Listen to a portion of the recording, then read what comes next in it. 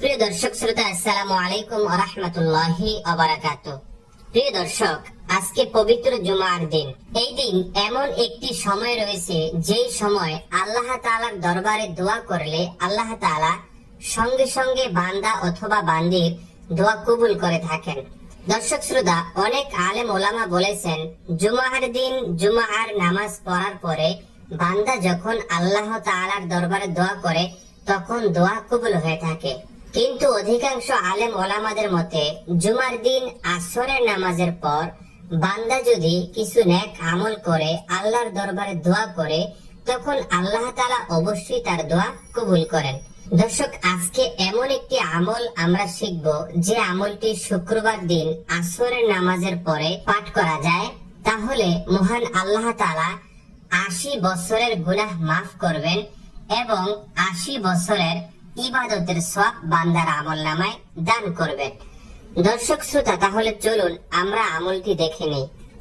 ৮০ বছরের গুনাহ মাফ এবং ৮০ বছরের ইবাদতের সওয়াব লাভ। দর্শক শ্রোতা, শুক্রবারের বিশেষ দুরূদ। হযরত আবু হুরায়রা রাদিয়াল্লাহু তাআলা আনহু থেকে বর্ণিত, হুজুর সাল্লাল্লাহু আলাইহি ওয়াসাল্লাম বলেছেন, যে ব্যক্তি জুমার দিন আসরের নামাজের পর নিজ জায়গা থেকে উঠে দাঁড়ানোর পূর্বে ৮০ বার পাঠ করবে, আল্লাহুম্মা সাল্লি আলা মুহাম্মাদিন নাবিয়্যিল উম্মিয়্যি ওয়া আলা আলিহি ওয়া সাল্লিম তাসলিমা। দর্শক, আমি দুরূদটি আবার বলছি, আপনারা মনোযোগ দিয়ে শুনুন। আল্লাহুম্মা সাল্লি আলা মুহাম্মাদিন নাবিয়্যিল উম্মিয়্যি ওয়া আলা আলিহি ওয়া সাল্লিম তাসলিমা।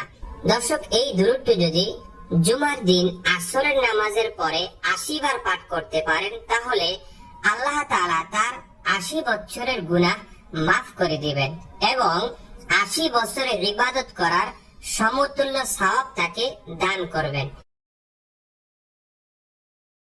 প্রিয় দর্শক, এমন কোন মানুষ নেই যারা গুনাহ করেনি। কেউ কম কেউ বেশি, গুনাহ আমাদের কম বেশি আছেই। দর্শক শ্রোতা, আমরা অনেকে কবিরা গুনাহ থেকে শুরু করে অনেক ধরনের গুনাহ করে থাকি। প্রিয় দর্শক, গুনাহ রয়েছে এবং ক্ষমাও রয়েছে।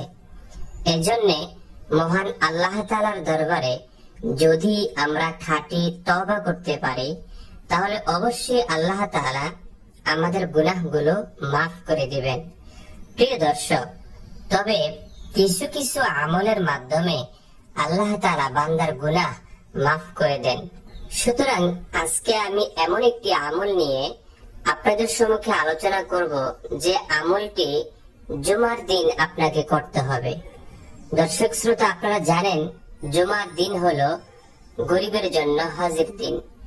জুমার দিন হলো গুনাহ মাফের দিন। জুমার দিন হলো একটি গুরুত্বপূর্ণ ইবাদতের দিন।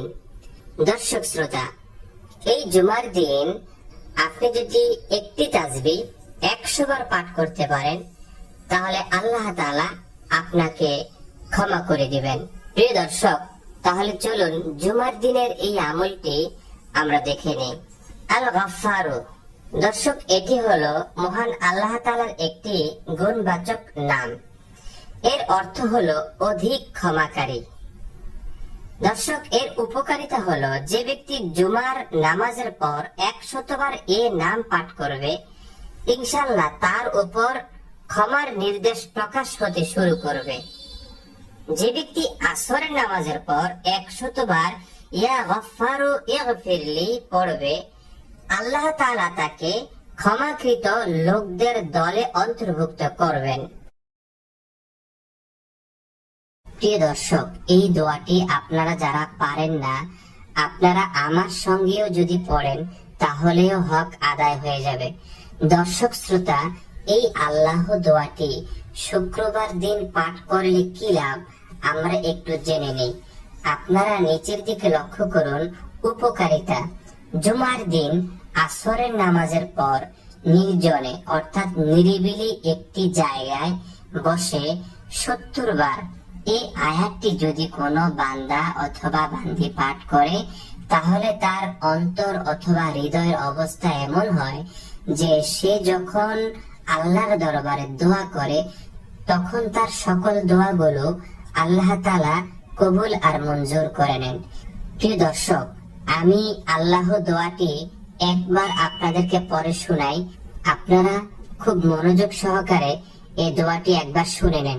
আউযু বিল্লাহি মিনাশ শাইতানির রাজীম।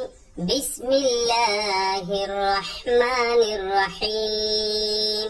আল্লাহু লা ইলাহা ইল্লা হুয়াল হাইয়ুল কাইয়্যুম লা তা'খুযুহু সিনাতুন ওয়ালা নাওম লাহু মা ফিস সামাওয়াতি ওয়া মা ফিল আরদ মান যাল্লাযী ইয়াশফা'ু 'ইনদাহু